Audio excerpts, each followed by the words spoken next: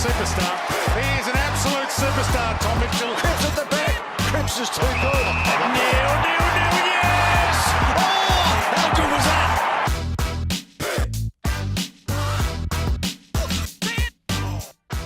Moore, it's been too long. We were just talking about the old days at the Hawks. I'd love to come back just for 2 or 3 days. Like, what am I missing at the moment? Is it the same banter or have things changed a bit? Mate, we would love to have you back for a day. I mean, the banter is pretty similar. Yeah. Like all the usual jokes that we had back when you were there.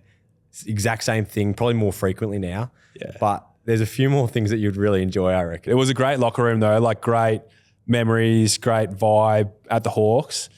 I reckon one thing you really drove as well, I reckon I'm going to say 2022 was the NFT space. Remember we all bought, what were they called? That NFT piece. The thugs, yeah, the NFT piece. We yeah. all bought Trillionaire Thugs, they were called. Yep.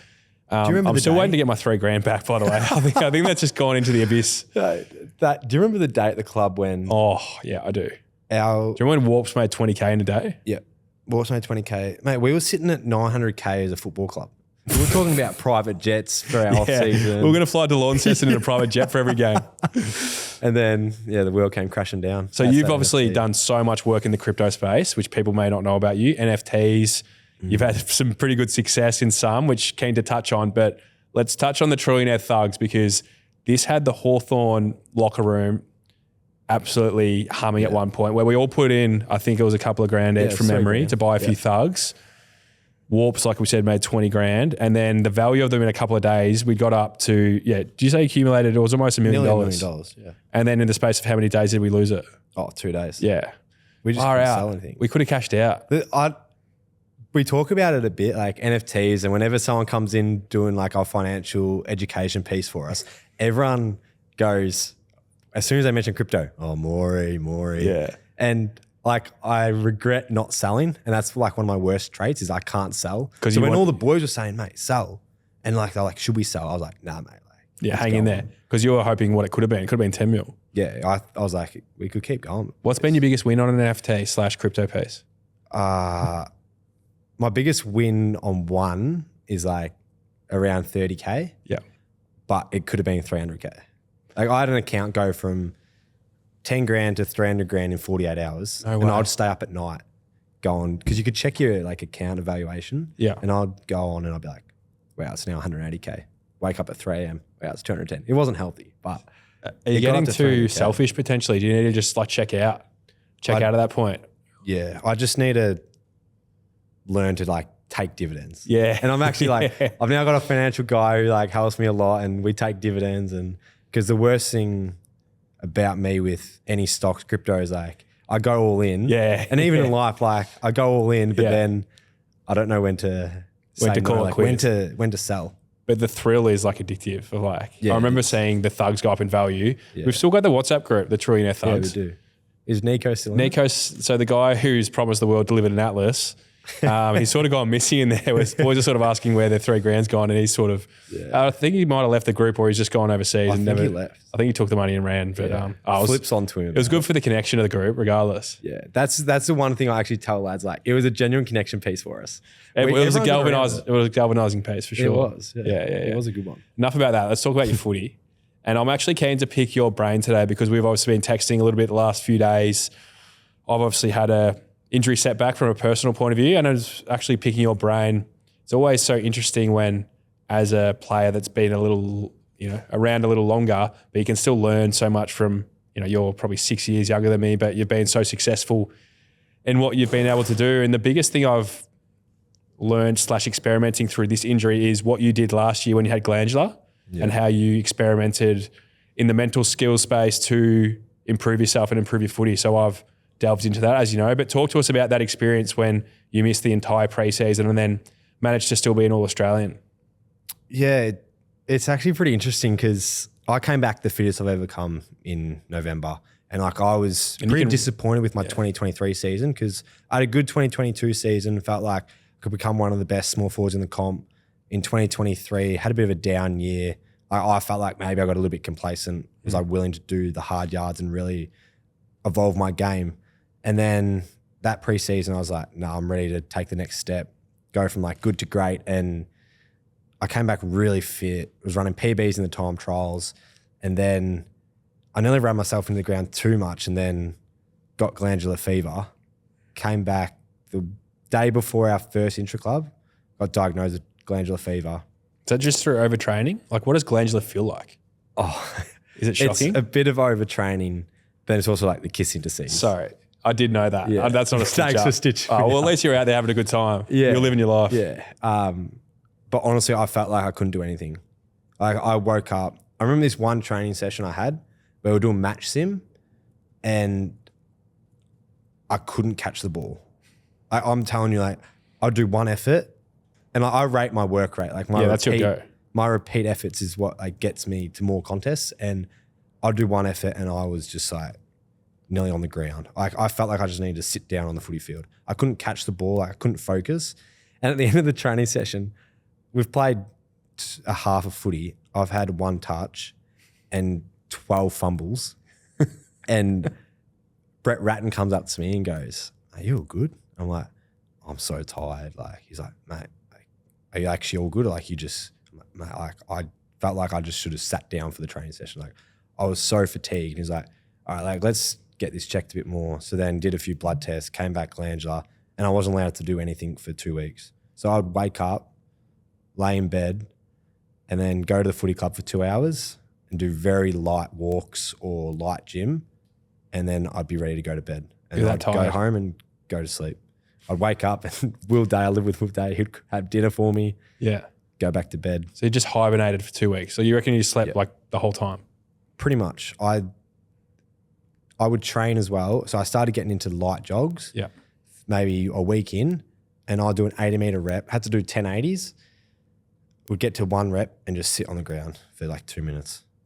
Cooked. And then cooked, and I'd be like, all right, ready to do the next one. Yeah. And did that for about 3 weeks where I was just genuinely cooked. Yeah. And then I had 2 more weeks to get ready for round one. And I always thought I was going to play round one. The club were like 50-50, but I'd set myself the goal to play round one. I really wanted to, and it wasn't until probably 3 days to go until they said, "Yeah, I'm right." Because I got through one session and I didn't sit on the ground once in the sessions. They're like, "All right, it's good to go." That's a good indicator to get through. So you basically come off no preseason. This is what I'm trying to wrap my head around and I guess learn from you and understand. You basically didn't do a preseason, but you worked on these mental skills, which you've told me helped your football last year to be an All-Australian for the first time. And being an All-Australian in your position is bloody hard to do. Not that I've played half forward a lot, but I respect the half forwards in our team because like some of the roles you guys have to do, obviously the good games you get rewarded, but there's some tough days out there. So talk to us about this mental space, because I think this is actually a cool conversation for people to hear. Like, we haven't even spoken about it in person, but like I'm exploring that right now. There's not much I can do physically with my foot, but just through listening and learning from you, I'm exploring this. I've always said I want to get into meditation, and I think everyone says, "Oh, yeah, meditation's good," but I've committed. I'm doing it every day. I'm almost up to a week straight, and I'm going to continue it, and I'm just going to see where it goes and see what the benefits are. But you've actually lived it, and you still have the habit to this day. Yeah, I think I was the exact same. I'd always thought about doing mindfulness, and I'll do it for 2-3 days, and then I'd miss a day. Yeah, and I didn't have anyone to like keep me accountable, and it wasn't until Adrian Hickmott, who's our forward line coach now, when I got diagnosed with glandular fever, he was like, "All right, like you can't do anything physically, so that's perfect opportunity now to work on your mental skills." So he was like, "All right, I need you to do this twice a day until you can get back to footy. Like, I need you to do this twice a day. You've got no excuses. Like, you're literally doing nothing. So let's work on your mental skills," because for him, he was like, "You're not the player you want to be because of your mindset." And this is prior to being injured with glandular or not being able to train. Like, he came up to me at a Christmas party before I had glandular, and he was just like, "Why aren't you an All-Australian yet?" I'm like, "Oh, I don't know. Like, maybe I'm not good enough." He's like, "Nah, that's bullshit, mate. Like, I've seen you train. I've seen you play. Like, if you work on it, you can get there." I'm like, "Oh, you reckon?" He's like, that's the reason your mind, like in games, you switch off a bit or you aren't staying present. So he's like, we need you to do mental skills. And then I only committed to it when I couldn't actually physically do anything. I'm a pretty active person. I like doing stuff, but I had no other option but to do mental skills. And that's when I didn't feel the benefits straight away. I didn't feel the benefits until I reckon halfway through the footy season when I started using the tools I'd learned through. I have an app called Muse. Yeah, so I've just downloaded that yesterday. I've been using Calm, which is, I've been reading about that. LeBron and a few other athletes have used that, and my accountability piece towards it is that I've paid the fee for the year, so I better do it. Yeah, that's why I bought this Muse. Yeah, I was looking into it. Yeah, and yesterday. it's like, I think it's like $300 or $400, and I was like, well, yeah, I spent $400. I better do it. I've then promised our forward line coach that I'm going to do it. Yeah, and through that, I just did it every day, and it got really addictive for me, to be honest. Like, I was sometimes do it 5 times a day because I was like, I'm not doing as well as I wanted to. So how does Muse, like the scoring of it work? Because it's different to Calm's just you tick off your mindfulness, and I'm only in the early stages, but you still feel the benefits of being calm. But how does the headband actually measure your head noise, or how does that work? Because surely that can't actually happen through the technology, but it can by the sounds. Yeah, I was the exact same as you. I was like, how can a little headpiece actually detect my brainwaves? Yeah. And what it does is you put it on your head and then you just do like 5 minutes and you pick rainforest, desert, and that's the noise that comes on when your brain's active. I don't know how it works, to be honest, but it does detect your brainwaves and how calm you are and like how many thoughts you're having. So the score is in birds. So the more birds you get, the more calm you were. Yeah. And there's another one like stars where it's how many recoveries. So how many times does your brain go somewhere and then you able to bring yourself back? Right. And that's what I did really well at the start is I wasn't getting many birds because I couldn't stay calm enough. I was getting so many recoveries, and a good score for birds is around 20 birds for 5 minutes. Yeah. And I was getting like 3 birds, but 10, 15 recoveries. Yeah. And the more I did it, the more I started realizing I was getting 0 recoveries by the 4-week mark, but I was getting 20, 30 birds. And so is it genuine? So like you're saying when you had a thought there was a distraction or went somewhere, the band would pick it up? 100%. Like the rain would start getting louder and louder. That's crazy. So if I was in rainforest mode, it would be like the rain just going hard, hard, hard. And then I'd anchor myself back to my breath. Yeah.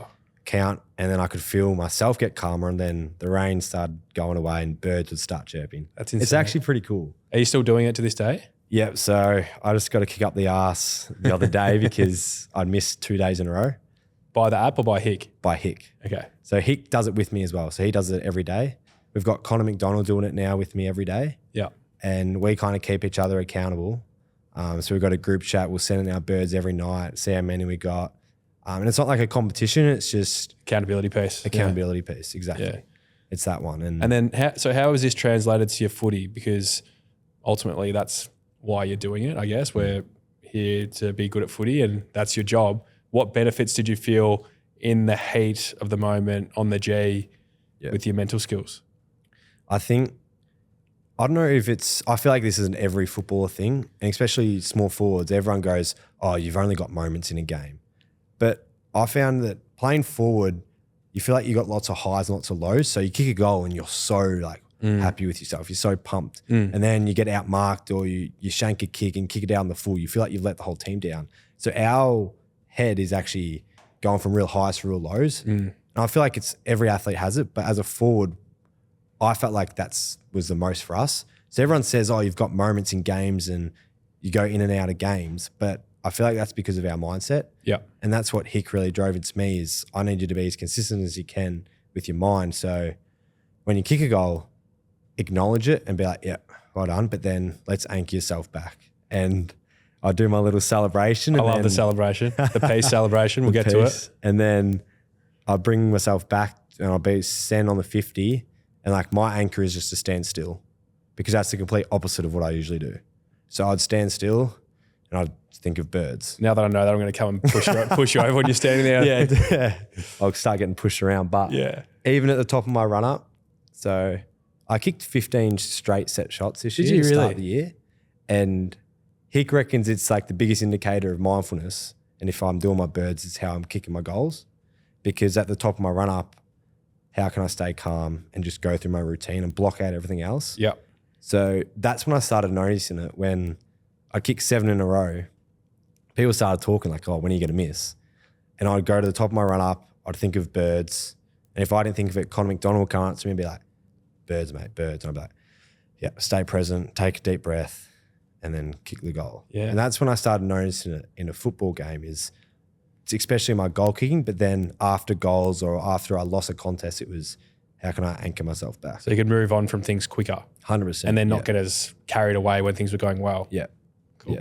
That's something to look forward to. Yeah. Yeah. No, I'm definitely keen to explore that because, as you know, with injuries and you've had some decent setbacks in your career, even to start off your career, like it was almost a career that didn't happen, really, which is pretty crazy to think with where you're at now. But I'm not sure if you saw, I shared a video last week on Instagram just about the ups and downs of what it's like in footy. Yeah. And something that's really affected me this off season is literally dedicating my whole off season to getting myself right. And like people wouldn't even, I guess, understand the extent I was going to with every single day, multiple things a day, whether it be training, recovery, sacrifices everywhere, weddings, get-togethers, certain social things, like all this dedication.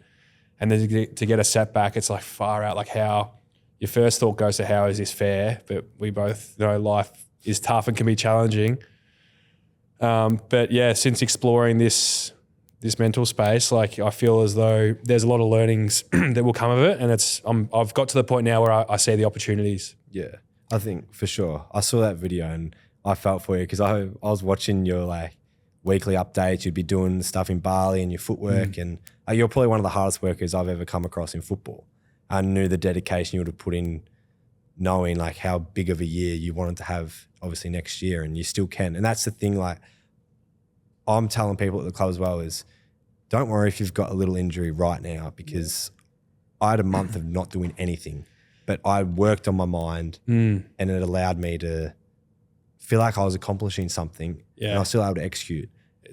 It's really helping me right now, this conversation, because as athletes, everyone's got a bit of perfectionism. You want everything to go perfect, but the position that you were in and I'm finding myself in now is I'm thinking and I'm hanging on to a little bit, well, what could have been or what could be if I did get this full preseason. Normally that does correlate with great results, but this is the cards have been dealt now. I'm similar to you. I'm going to be doing nothing effectively for a month, but then just chatting to you, it's like, no, you can still find ways to do it. So it's a new challenge and excited to give it a crack, but it's different. It's a bit daunting because you actually don't know until you've done it, which you've done. Yeah, and even I remember speaking to Peter Burge, our high performance, and he was saying, you've done 6 preseasons already. You've played 6 seasons. Like, don't worry about your fitness. Your fitness will get back quicker than you think. Just look after yourself. And like, what, you've had 12, how many years have you been? Yeah, this will be 14th season. So that's a great point as well. You got runs on the board. So many preseasons, so many games played. Yeah, that's seriously, that's really good advice. What about the start of your career? Because we had a great crew at Hawthorn and I still remember that game. It was against the Gold Coast in the hub, the Barossa Valley, the Dyl Moore game that literally kickstarted your career because through your own admission, you were at a crossroads really with where you're at. You'd been at the club for, I'm going to say 2 or 3 years, hadn't played a lot of footy. That was the game that gave you a lot of belief to be where you are now, vice captain of Hawthorn. You always feature in the best and fairest in the top 3. If not that, you probably should have won one or could have won one by now. But talk to us about that story of resilience and hanging in there because you probably lost belief in yourself when we were in the hub playing basketball instead of doing footy training because we were just pretty much checked out with the hub year that it was. But yeah, your story of resilience is incredible. So talk to us from that point of that Gold Coast game, before that and then after. Yeah, I'll start before that.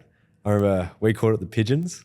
The Pigeons. In the hub. So the Pigeons were the VFL team for Hawthorn. Our little scratch group. Yeah, it wasn't even VFL. You were playing 10v10 against, say, the Bulldogs, 10 that didn't play. So you're playing scratchies. In 2020, I played for GWS, Sydney, West Coast, Fremantle and the Hawks.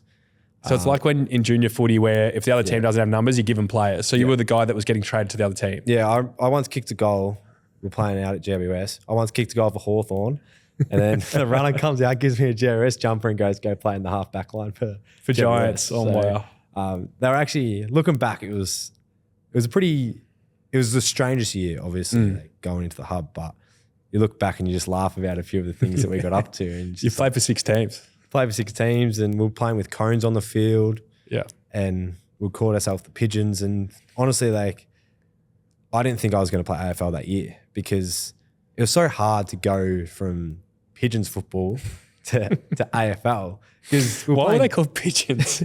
Remember everyone got the Pigeons tops, so we'd wear them to all the trainings? Because we're like the Hawthorn Hawks. Yeah. We're the Waverley Park Pigeons. Like, we're not as good as a Hawk, and call ourselves the Pigeons, and we just wanted to feel like we belonged to something because none of us were getting games at the Hawks. There was like 10 of us that we played well every week, but everyone was playing well. It's 10v10. So the side wasn't changing too much in the AFL, and I didn't think I was going to play.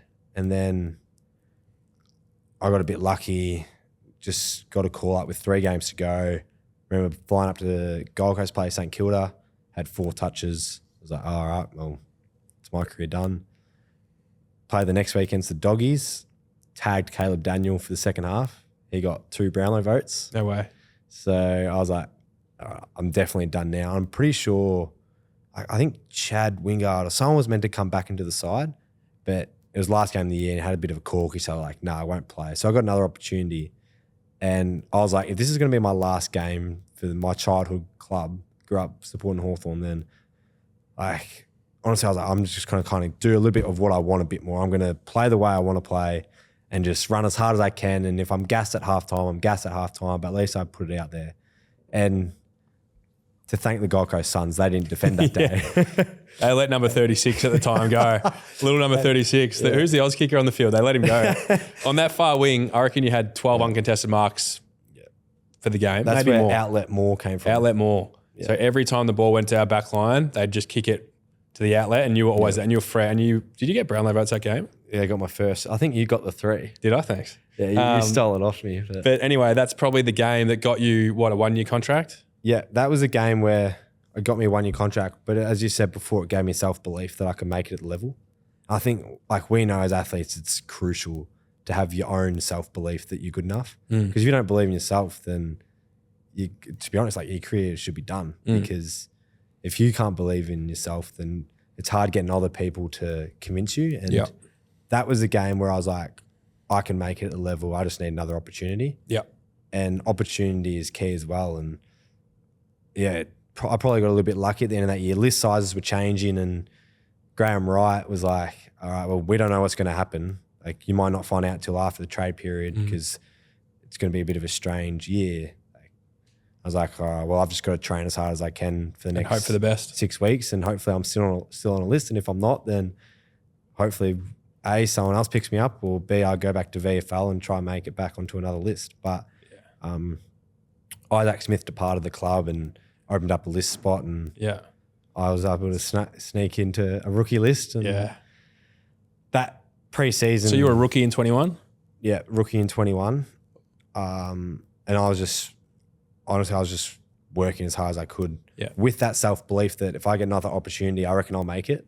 Yeah. And round 1 that year, we played Essendon, and that was a game we won by a point. Yeah, we did too. And at halftime, we come back, didn't we? Yeah, from a long way back. I had 1 touch.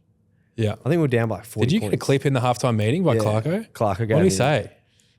Oh, it was along the lines of, I didn't even realise you were out there. Like, what are you doing? I remember that. But a bit more intense. Yeah. And Because he had to crack at a few boys at halftime, and it worked. yeah, and then I had 1 touch, and then in the third quarter, I kicked 3, and I was like, that was like the second moment of my career where I was like, all right, I can make it. Yeah. And after half time, my mates after the game were texting me like, mate, we thought we were going to have to go watch Box Hill next week. Like, thought we were done. Yeah. But then I was able to turn around in the third quarter, and that was the second key piece in my career where I was like, yeah, like I can make it. Yeah. And then from then onwards, it was just like, all right, how can I keep getting myself in the mindset of work rate and then being tough? Because at halftime, that's what Gunston came up to me and said, like, be tough. I was like, well, work rate's my key, so let's try and combine the two. And then they're the 2 words that I keep using till this day. You still use those 2 words? Yeah. I use those 2 words. Really? Yep. We are alike. They're the 2 words I write down on paper. Or that's what I wrote down before the 2023 grand final. 2 focus points. Work rate and tough. There you go.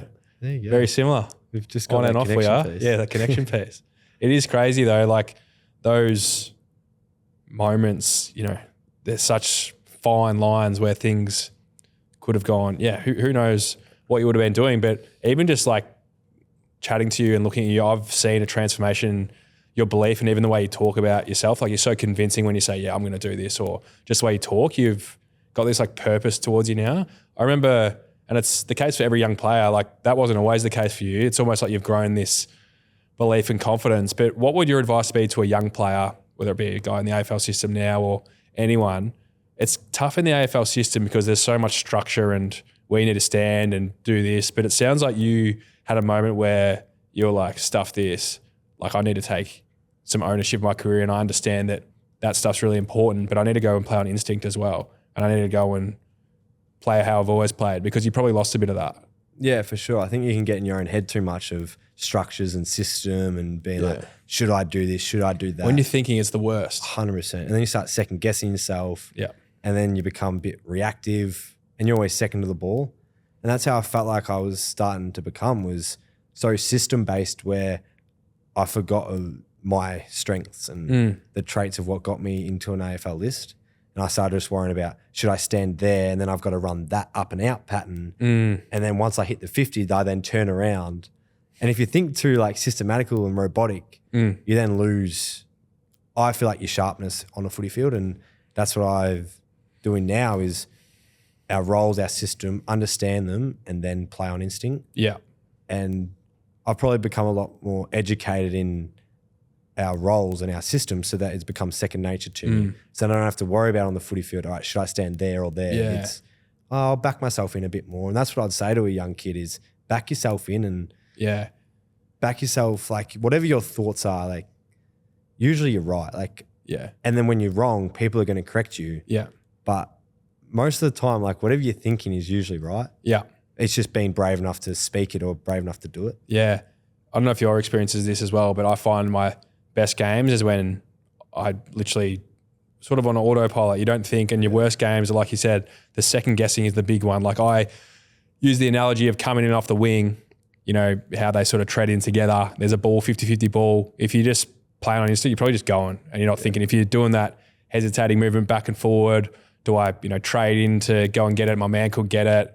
Maybe the decision is right to stay with your guy, but it's a definitive, you make it within a split second. You're not, you know, even thinking about it, whatever you decide to do. But we've both probably had games both ways where you're instinctive and you don't even think and you do. And the other way, when it's your worst games, when you're in two minds, and then that affects your next contest as well, because you're like, oh, I probably butchered that up a bit.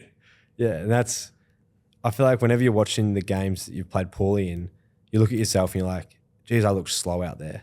But really, I reckon it's just you're going with sort of sharpening intent. the mind. Yeah. And that's what I felt like going back to the mindfulness, is that's what really helped me this year. Is I had my consistency of games was a lot better. So my worst game wasn't as bad. And I had some really good games, but the difference in my worst and best was smaller. And I think that's because my mental skills and what I did in the preseason, then throughout the whole year, still doing mindfulness, I was able to stay present and sharper for longer in a game. And if I made a mistake, I was able to get over it quicker. Yep. And I might not have been able to get over it straight away, but instead of the lag time being 10 minutes in a game where I did nothing, it was 5 minutes. Yeah. And that's the thing, like, I don't think you need to think, oh, mindfulness works straight away and like, oh, I can use a trigger and it's going to work every time. Sometimes it doesn't work. Yeah. But it's the time spent working on it. In a game, you're going to be like, all right, well, instead of being out of game, for 10 minutes or 15 minutes, that time is less, and then you get more active in the game. Do you guys still do it every day as a club at Hawthorn as well? I remember my final of the year there in 22. Remember every morning, first thing at the club, the whole club would get on the green floor there and everyone would do it together. And it was normally Hick running it, and he'd be talking you through it. Some of them pretty funny, be like, pretend you're a dog with your tongue out the window. You come into training, you got the radio blaring, you're playing your favourite tunes. Some of them would just be like funny stories. But are you guys still doing that? No, our club hasn't changed. It's the exact same thing. Is it the same thing? Yeah. Everyone put the window down this morning. Like, I had my tongue out the window. Pretty much every morning. I reckon if we're in there 5 days a week, it's at least 4. And he still runs it. He loves it. Yeah, he does love it. That's his role. Meditation. Back to the Barossa Valley. So in the hub, we had some pretty good times in the hub too. I remember we had a big basketball tournament, because when you're in the middle of the Barossa, we were driving like an hour into Adelaide Oval, remember, to play games. We were getting smashed at the time. We drive back. We needed a few things to pick the spirits up. So what we decided to do, I think it was you and Jackson Ross actually who came up with a concept where we made basketball teams. Pretty much all we had out there was a basketball court. Yeah. And we made 2 teams and the competition got real heated to the point where it felt like we were taking that more serious than the footy. Like we were locked in. And we did one game, the grand final. Do you remember where we all dressed up for game 7? Because it was 3 games all. Watching as well. What's that? We had a big crowd there. The whole club would come and watch. Yeah. And there was guys almost doing ankles, but we didn't care. It was bodies flying. But we did the NBA entrance. Everyone came out in their full kits. I remember you were draining your 3-point shot. You're on the other team. You weren't missing at one point. And we're like, we're going to take Moore out. But obviously we had an AFL game pretty much the next day, but we're going balls out. Yeah, they were the best times. Yeah. I remember I call myself like Clutch Clay. Like I was just a 3-point specialist. That's all I could do. You'd stand in the corner and shoot. Yeah, they were good though. Like we were getting heated. Yeah. Like you were, I reckon, who was it? You and Harry Pepper started taking over. That's right. Like the first 5 points would be like, oh yeah, big quasi. We had guys spacing the floor for us. Yeah. And then you're like, nah lads, I'm taking over. Like, give it to me. Kobe Bryant style. But those intros were good as well. Didn't we get the club to make a full video of it as well? Yeah, we got a video somewhere. We'll have to play that because that was so funny.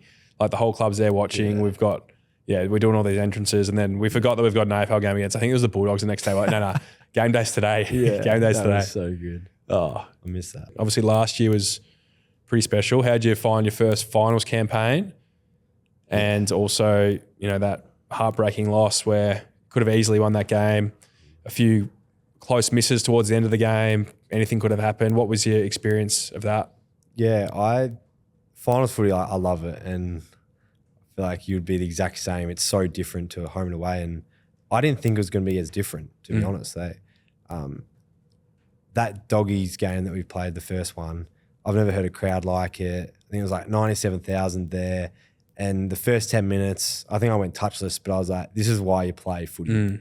Experience this crowd, this heat on the ball, like everything just meant so much. And I remember walking in at halftime with one of my best mates, Jack Scrimshaw, and we just looked at each other and he was like, mate, like, how is this? Like, this is hectic. And I was like, mate, like, this is so good. And he's like, this is why we play. Like, let's win this. And I think, the Port Adelaide game was, it was heartbreaking. I hit the post with 2 minutes to go. Sis hit the post as well. Would your kick have put you guys in front? Or it would have got us within reach. 2. Yeah. But I remember thinking, I could have cost ourselves the game. But that's your spot too, those snaps. You love them. Snap. Bread and butter.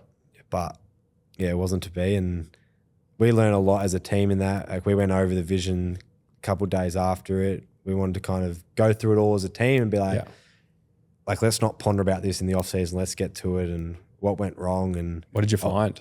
A lot of it was just under pressure of finals football. We weren't able to play the way we wanted to play, and playing against us, you probably see like real attacking. We try to use every inch of the oval, but then defensively we're really sound. And against Port, once the whips were cracking, it was, I might not hit that kick because he might get it. And in a home and away game, it was like, no, we'd hit that short 15. But finals came around and it was so went and see a shells a little bit potentially? Yeah, in certain parts. Yeah. How have the new additions been? Brass and Battle, and then obviously Guinea, who's a good mate of ours. How did he fit in the first season at the club? Yeah, Guinea was great. I think I took it for granted how good of a footballer he actually is and how he's very smart. So this is a good question. What was your perception of him coming over in terms of what you thought his football knowledge would be? Because he's very smart, but he's got the perception because he's does things a bit differently. You'd think he's like one of those quasi guys that doesn't really care that much or think that much, but he's very smart.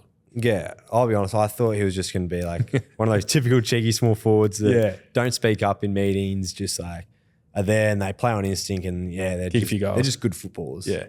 But after a month at the club, it was like, this guy's pretty wise. Like, he thinks about the game a lot. He's a footy nerd. He loves footy. Absolutely loves it. Yeah. And within a couple of weeks, it was pretty evident that he can really help us. And throughout the whole year, he would come up with a few structures about, boys, I reckon we can try this. And in games, he was always one of the first ones to speak up when we needed to win the game or save the game. He would be like, boys, like crunch up the field, like let's get it right. All the structures. He was really good at that. So he really surprised me, to be honest. Get strength of your team as well as the running power Obviously, Weddle, from all reports, is a gun runner. I actually ran into Nashi at the pool the other day. He's Hey? Who's that? Krog Park. Oh, yeah. Danash.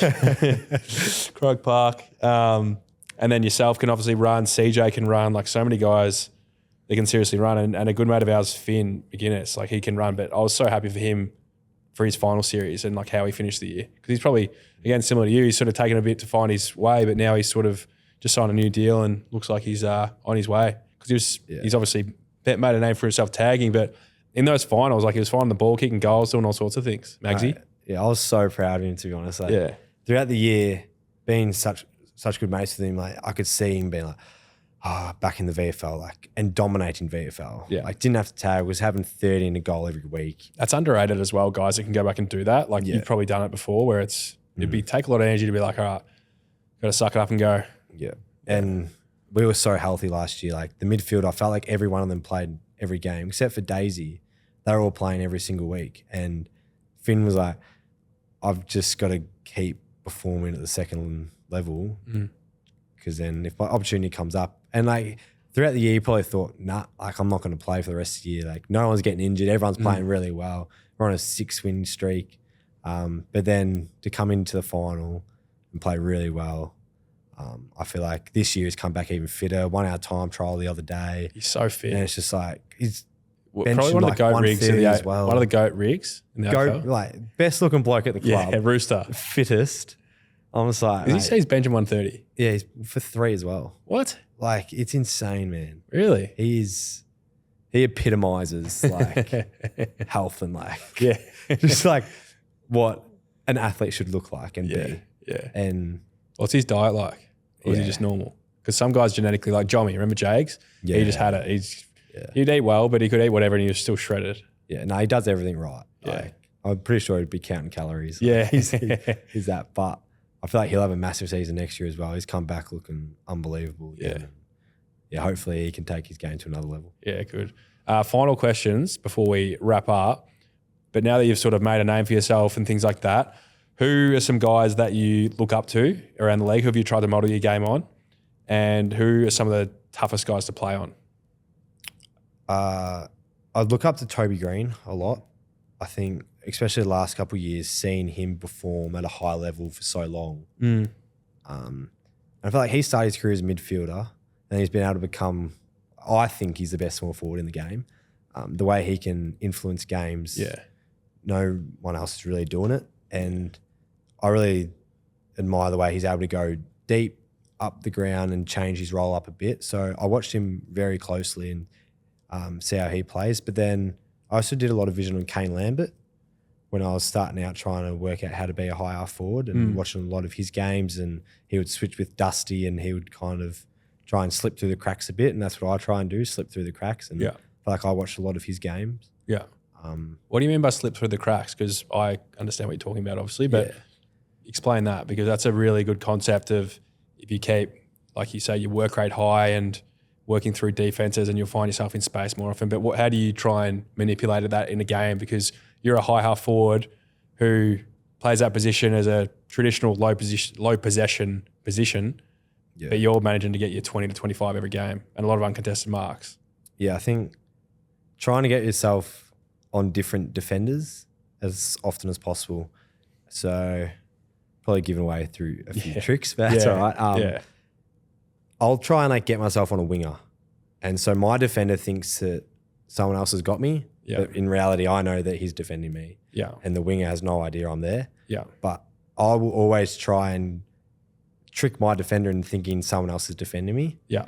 So And then when I've you go to struggled space, on very one-on-one teams because it's hard to slip through the cracks. But on zonal teams is I'll try and trick people into thinking that someone else has got me. Yeah. So I'll go up into a stoppage and sit on a midfielder, and the half backers will be like, oh yeah, all right, maybe I might have to look out for him, but he's manned hopefully up. not. Yeah. And then I'll slip through the cracks, and on the way back, it's my defender goes that way, I'm going that way. Yeah. So those are little things that I try and do. Yeah. Good tricks of the trade. It's a great insight, because half forward, there'll be so many people out there who play the position. It's still probably the toughest position because you're always outnumbered, but there are these little tricks that you've used to make a career out of, and a very good one so far. So. Yeah. I reckon, going back on the toughest opponent, I reckon Dan Houston. Really? Every time he's played against me, he's kicked 3 goals. And